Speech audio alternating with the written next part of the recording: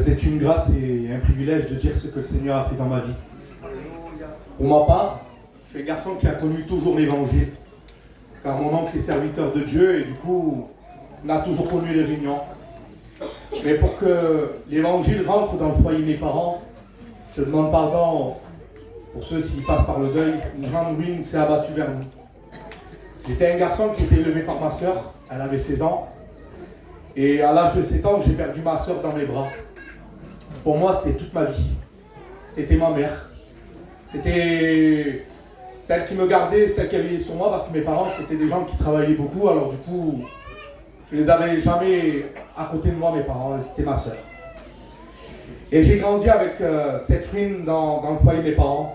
Le foyer de mes parents était détruit complètement. Et du coup, en grandissant, mon oncle qui est serviteur s'occupait beaucoup de mes parents. Et après que du coup mes parents sont approchés de Dieu, et le Seigneur a béni. Il a converti, ils sont convertis et ils sont devenus chrétiens. Mais pour moi, ma vie était détruite. Pour moi, j'étais un garçon que j'étais ballotté à droite, à gauche, parce que ma mère faisait beaucoup de tentatives de suicide. Ma mère, dans la semaine, si elle fallait en faire 7, elle en faisait 7, tellement qu'elle n'en pouvait plus. Et du coup, mes parents, mon père, il fallait qu'il surveille beaucoup ma mère. Du coup, moi, j'étais plutôt délaissé très jeune. Et alors, du coup, comme je vous disais, j'allais chez une tante, chez un oncle, et je me sentais très seul. Je me sentais très très seul, je me sentais abandonné. Et très jeune, à l'âge de 12-13 ans, je demande pardon aux anciens, j'ai commencé à me droguer. J'ai commencé à fumer pour pouvoir dormir la nuit. Et j'ai continué comme ça, j'ai grandi. Et j'allais de temps en temps en réunion, comme tous les jeunes qu'on fait. On y allait, on s'est assis et on écoutait, ça passait d'une oreille, ça sortait de l'autre. Moi, ce que je voulais, c'était juste sortir dehors et aller m'amuser avec mes copains.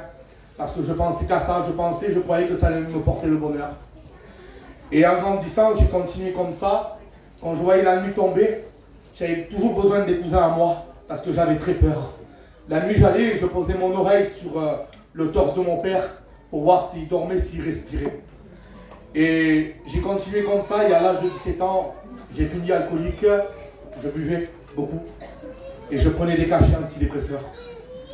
Et je disais, c'est une ruine, j'en pouvais plus. Je croyais que j'étais né sur une mauvaise étoile. Et je me suis dit, je vais me marier, comme ça tout ira mieux. Et je suis parti sur Toulouse, j'ai rencontré ma compagne. Et mon beau-père allait aux réunions alors que je faisais, j'allais par respect. Mais comme je vous disais, je savais comment ça se déroulait une réunion. Je connaissais les pasteurs, je savais quel cantique chanter. Mais ça passait dans une oreille, ça sortait de là. Et du coup, comme tout foyer avec le respect que je vous dois, on a voulu avoir des enfants. Mais c'est que ça a fait qu'on ne pouvait pas. Alors, c'était encore une ruine de plus. Je disais, Seigneur, je dis, j'en peux plus, je ne sais pas possible. Pourquoi ma vie est si triste? Pourquoi je suis si malheureux? Pourquoi il n'y a que de la destruction autour de moi? Et c'est au fil des années que j'ai compris que je n'étais pas une victime. J'étais coupable devant Dieu. J'étais un coupable car je buvais, je me droguais et je prenais des cachets. En vérité, ça empirait ma vie. En soi, le Seigneur était toujours derrière parce que dans les endroits où j'allais, il y avait ma mère, mon père qui priait pour moi. Et le Seigneur avait toujours sa main qui posait sur moi. Il me gardait, il veillait sur moi. Mais vous savez quoi? Ce jour-là, j'étais tellement démoralisé et j'étais assis dans ma caravane avec ma compagne. Et je disais à ma compagne, c'est simple, il y a une mission pas loin. Je vais y aller. Si Dieu ne parle pas à ma vie, ce jour-là, je ne veux plus rien savoir de Dieu.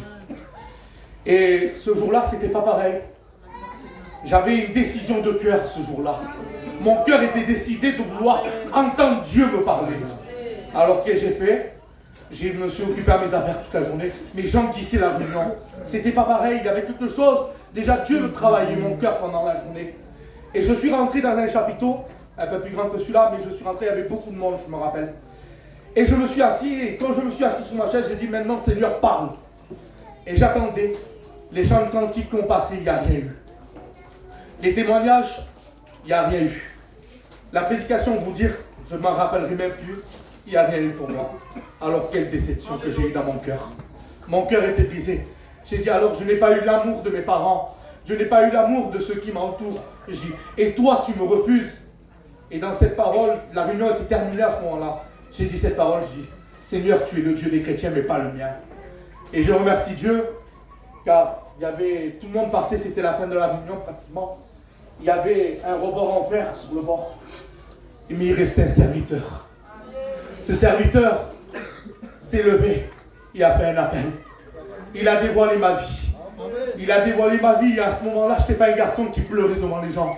J'ai pleuré comme un petit bébé. J'ai pleuré comme un enfant. J'ai senti à l'intérieur de moi toute la haine, toute la tristesse partir de moi. Et vous savez quoi? C'est que le Seigneur n'a pas fait que ça. Il ne m'a pas converti qu'à moi, il a converti ma compagne ce soir-là. Alors, on marche dans les hauts, dans les bas. C'est vrai que souvent la vie chrétienne n'est pas toujours rose. C'est vrai. Mais nous savons ce qui comptait. Vous dire une chose, je n'ai pas encore d'enfant. Je m'attends encore à la promesse de Dieu. Et vous savez une chose, c'est que j'aime pas Dieu pour ce qu'il fait, mais j'aime Dieu pour ce qu'il est. Alors ce soir, vous savez, la parole de Dieu va être annoncée. Que ça ne soit pas encore une réunion de plus. Que ça ne soit pas encore une réunion qui passe dans une oreille et qui sort de l'autre. Parce que je pense que chacun d'entre nous ici présents, je crois qu'on connaît les réunions. Je crois qu'on connaît assez les serviteurs. Je crois que même on connaît assez la Bible. Mais est-ce qu'on connaît réellement Jésus? Ce soir, ce qu'il a fait pour moi, il peut le faire pour vous. Alors acceptez-le. Acceptez-le. Que Dieu vous bénisse. Amen.